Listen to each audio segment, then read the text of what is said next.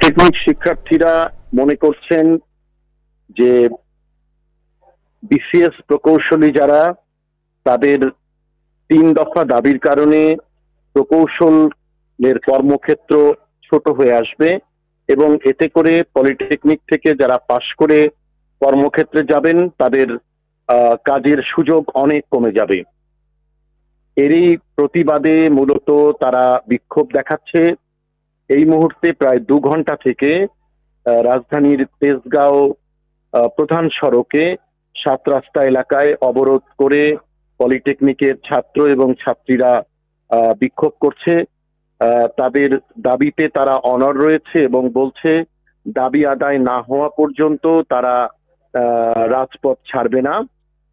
যদিও জনগণের অসুবিধার কথা বিবেচনা করে মগবাজার ফ্লাইওভার থেকে 7 রাস্তা হয়ে তেজগাঁ পর্যন্ত যে ফ্লাইওভার, সেই ফ্লাইওভারে সীমিত সংখ্যক যানবাহন এবং জরুরি গুরুত্বপূর্ণ অ্যাম্বুলেন্স সেবার মতো গুরুত্বপূর্ণ যানবাহন তারা ছেড়ে দিচ্ছে।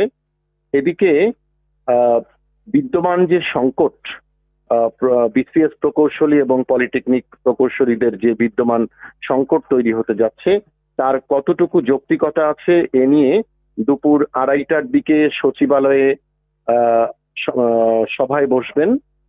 এতে সভাপতিত্ব করার কথা রয়েছে উপদেষ্টা ফাজলুল কবির খানের।